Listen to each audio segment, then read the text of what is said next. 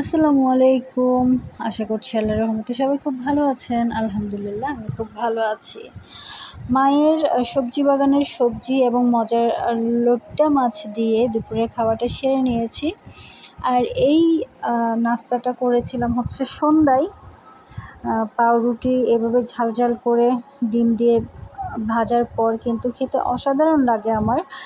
আশা করছি আপনাদেরও লাগে। তো সন্ধ্যার নাস্তার পালাটাও কিন্তু শেষ। এবার যেটা দেখছেন সেটা হচ্ছে একটা কোল্ড কফি।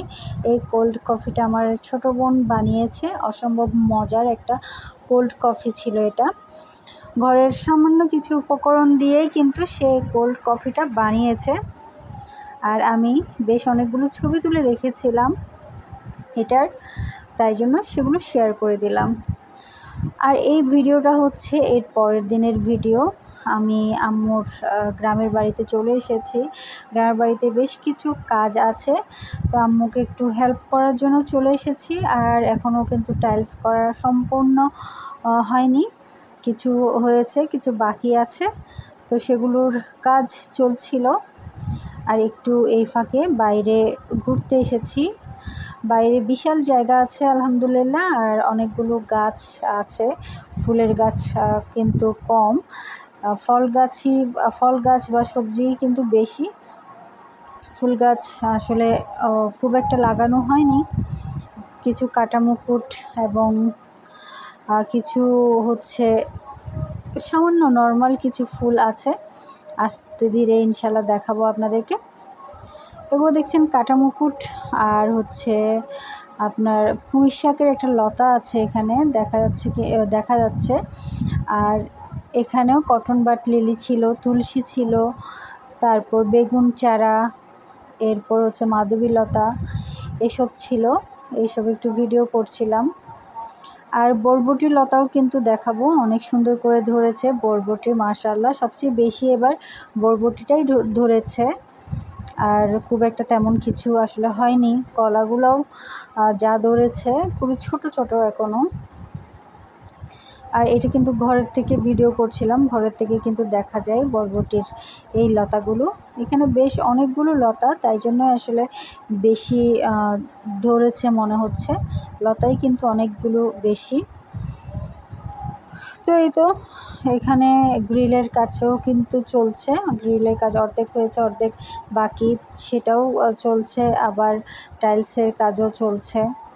সব মিলিয়ে অনেক কাজ এখানে, অনেক মিস্ত্রিরা কাজ করছে, তাই জন্য এখানে তাদের খাবার দাবারটাও কিন্তু আসলে দেখতে হচ্ছে। আর সেজন্যই এখানে চলে এসেছি আম্মুকে একটু হেল্প করব বলে। আর এই ছোট ছোট ফুলগুলো হচ্ছে মর্নিং গ্লোরি। আর এদিকেও কিন্তু একটা লতা, এটাতে দুইটা মাত্র বরবটি ছিল, বাকিগুলো হয়তো বা নিয়ে ফেলেছে আম্মু। আর পুঁই লতাটা কিন্তু অনেক বড় হয়েছে, অনেক উপরে এটা উঠে গিয়েছে পুঁই লতা। আর একটা মরিচ গাছ দেখতে পাচ্ছেন, মরিচ গাছেও কিন্তু মরিচ আছে, কিন্তু আশানুরূপ নাই, খুবই অল্প মরিচ। যতটুকু হওয়ার কথা ছিল ততটুকু আসলে হয়নি। আর এগুলো কিন্তু একটু লবণাক্ত একটা শাক, এটা কিন্তু পর্তুলিকা না। আর এটা হচ্ছে রোজ ক্যাকটাস। আম্মুকে একটা ঢাল দিয়েছিলাম আমি, এটা ছোট, সেখান থেকে বড় হয়ে গিয়েছে আলহামদুলিল্লাহ। আর এখানে ঘাসের কারণে আসলে গাছগুলোর সৌন্দর্য খুব একটা ভালো করে বোঝা যায় না, ঘাস বেশি হয়ে যায় এখানে। আর এগুলো মানে পরিষ্কার করেও ফুল পাওয়া যায় না কোনো। আর সবচেয়ে বেশি ফুল হচ্ছে এই কাটামুকুটে, মিনি কাটামুকুট বলা হয় এটাকে, এটাতেই কিন্তু সবচেয়ে বেশি ফুল। এছাড়াও এখানে বড়ই গাছ আছে বেশ কয়েকটা, বেশ বড় যেটা বড়ই গাছ দুইটা, সেটা আমি তুলিনি এই ভিডিওতে, সেটা অন্যদিকে। এগুলো হচ্ছে ছোট বড়ই গাছ, এবং এখানে কিন্তু পোকার আক্রমণও হচ্ছে, যেটা পাতা দেখেই কিন্তু আন্দাজ করা যাচ্ছে। আর পেঁপে গাছ আছে কিছু, পেয়ারা গাছ আছে। ওইদিকে দেখতে পাচ্ছেন পাট শাক, যেগুলো একেবারে বুড়ো হয়ে গিয়েছে, কেননা সময় শেষ। আর এটা হচ্ছে লেবু গাছ, লেবু গাছটাও কিন্তু বাড়ছে না। এখানে প্রচুর মাটি দিতে হবে, জৈব সার দিতে হবে, তারপরে কিন্তু এগুলো থেকে কিছু ফল আশা করা যায়। আর এটা হচ্ছে আরেকটা পুঁইলতা, এটা ছাড়াও আরও একটা পুঁইলতা আছে, সেটা একেবারেই ছোট। মোট 3টা পুঁইলতা দেখেছি।